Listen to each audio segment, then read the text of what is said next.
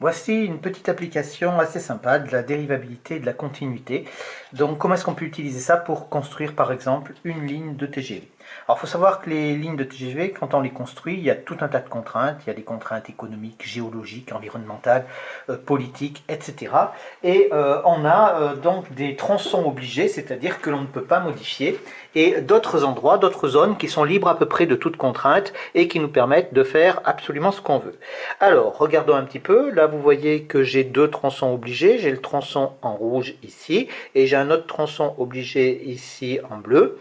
Donc ça, ce sont deux morceaux où on a respecté toutes les contraintes et où la ligne de TGV ne peut pas passer ailleurs. Elle s'est obligée de passer là. Et là, au milieu, on a une zone sans contrainte, c'est-à-dire on est relativement libre, on peut faire à peu près ce qu'on veut, et on veut raccorder bien sûr les deux morceaux. Alors vous comprenez bien que si on veut faire circuler un TGV, si on trace une droite comme ça entre les deux, eh ben c'est bien beau, seulement que ça va pas marcher parce que là on a un angle, et donc si on a un angle, si le TGV arrive par là, eh bien il va faire un tout droit, c'est-à-dire qu'il va pas prendre cette chose-là. On pourrait raccorder aussi comme ça, alors là ça irait bien, c'est-à-dire qu'en supposant qu'il y ait un petit arrondi, donc on irait là, mais arrivé ici, ça irait pas jusqu'au tronçon. Donc en fait, il faut deux choses, il faut bien que le tronçon soit raccordé à cet endroit-là et à cet endroit-là, c'est-à-dire qu'il faut qu'il y ait continuité ici avec la fonction qu'on va mettre au milieu, et on va avoir aussi la dérivabilité, c'est-à-dire qu'il ne faut pas qu'il y ait d'angle, et il faut donc que la fonction soit dérivable à cet endroit-là et à cet endroit-là, c'est-à-dire que la tangente de la courbe que l'on va rajouter soit la même que les deux tronçons qu'il y a là, les deux tronçons existants, c'est-à-dire les droites. Ici, j'ai pris la droite d'équation y égale 1 demi de x, et ici, j'ai pris la droite d'équation y égale 5. Donc celle-là, elle a pour coefficient directeur 1 demi, et celle-là, elle a pour coefficient directeur 0. Et donc on va essayer de trouver la fonction h qui va être au milieu. Et qu'est-ce qu'on va faire comme fonction? Alors on peut prendre tout un tas de fonctions. En général, pour les lignes de temps, en général, parfois, pour les lignes de TGV, on peut prendre une fonction polynôme de degré 3. Pourquoi? Parce que les fonctions polynômes de degré 3 vont nous permettre d'avoir des lignes relativement arrondies et ça va nous permettre d'avoir des rayons de courbure dans les courbes assez grands, suffisamment grands pour que le TGV ne perde pas de vitesse, c'est-à-dire qu'il conserve sa vitesse, ce qui est quand même le but recherché. Alors, on a donc cet exercice-là. J'ai donc ici ma fonction qui avec mes deux tronçons obligés que j'ai pris, donc f de x égale 1 demi de x et f de x égale 5 pour le deuxième, et je veux déterminer la fonction h, donc définie sur l'intervalle 0, 4. Si on veut la continuité, donc on doit faire ici, on doit faire un prolongement par continuité et par dérivabilité.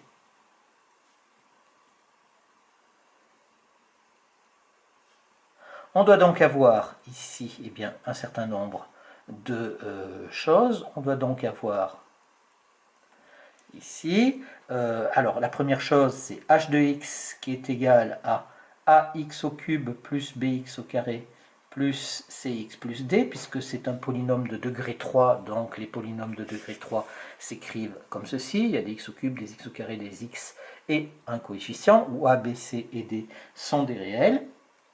On a bien sûr, et on doit avoir un certain nombre de choses. Alors, on doit avoir un prolongement par continuité, donc on doit passer par l'origine du repère. Donc on doit avoir h de 0 qui doit être égal à 0. D'accord? H de 0 qui doit être égal à 0.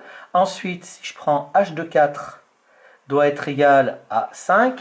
D'accord? Ici, je reprends mon dessin ici. On doit avoir h de 0 égale 0 pour être à ce point-là. On doit avoir h de 4 ici qui doit être égal à 5 ici, et on doit avoir h' de 0, c'est-à-dire que la tangente de la fonction que l'on va mettre, qui doit être égale à 1 demi ici, et la tangente qui doit être là, doit être égale, là, le coefficient directeur doit être égal à 0.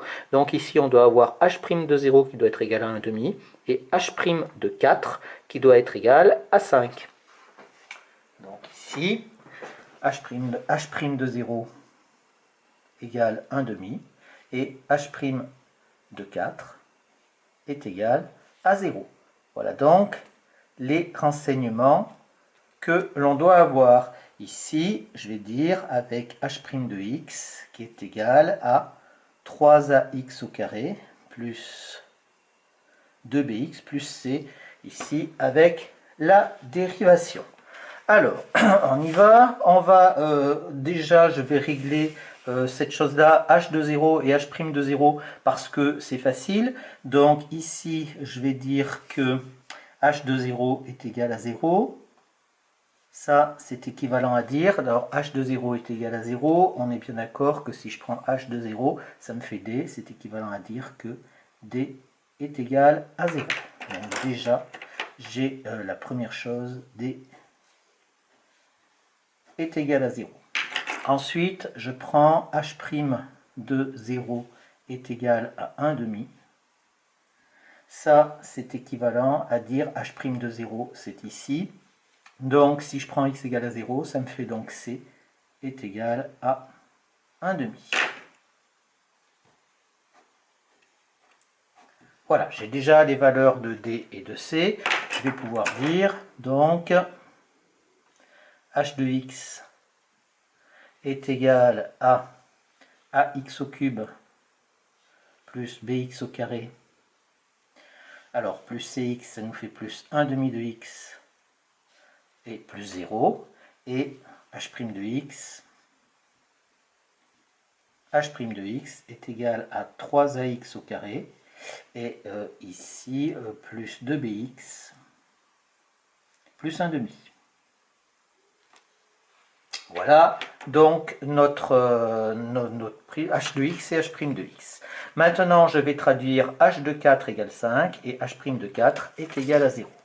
Alors, si je prends h de 4 est égal à 5, ça c'est équivalent à dire que 3, alors h de 4, ça nous fait donc a fois 4 au cube plus b fois 4 au carré plus 1 demi fois 4 est égal à 5. Ce qui nous fait donc ici 4 au cube, ça fait 16, ça fait 64. Ça nous fait donc 64a plus 16b plus 1 demi fois 4.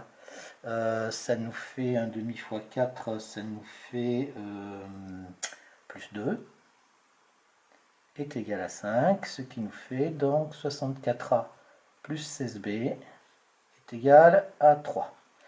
Voilà ici ma première équation que je vais avoir là.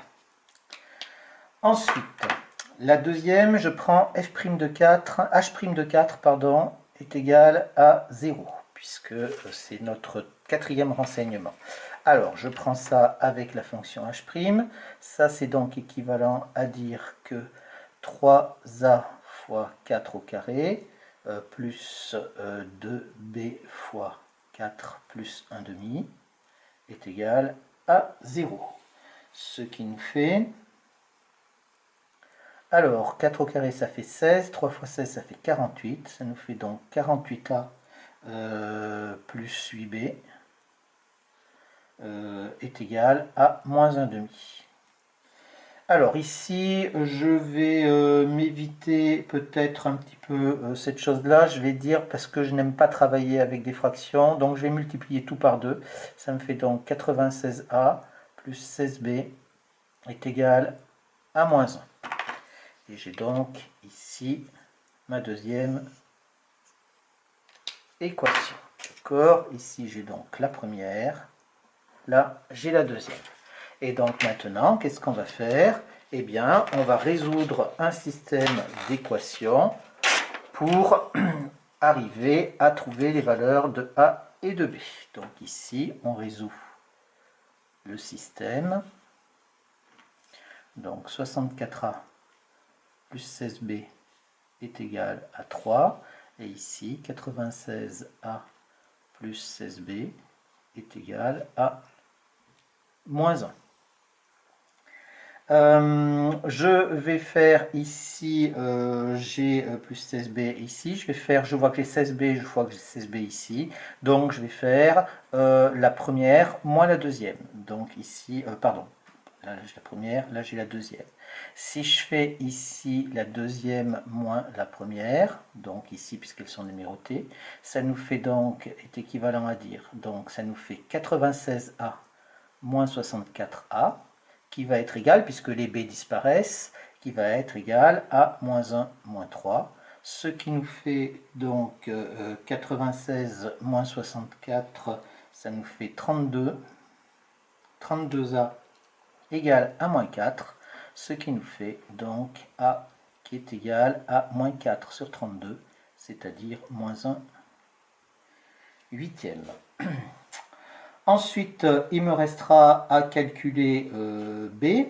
Donc, si maintenant on reporte donc A égale moins 1 huitième, là je peux l'encadrer ici. Et on reporte dans l'une des deux. Alors, dans laquelle je vais reporter dans la première, par exemple. Donc, j'ai ici 64. Alors, on reporte dans la première. On reporte dans 1, et ça me fait donc 64A, 64 fois moins 1 huitième, plus 16B,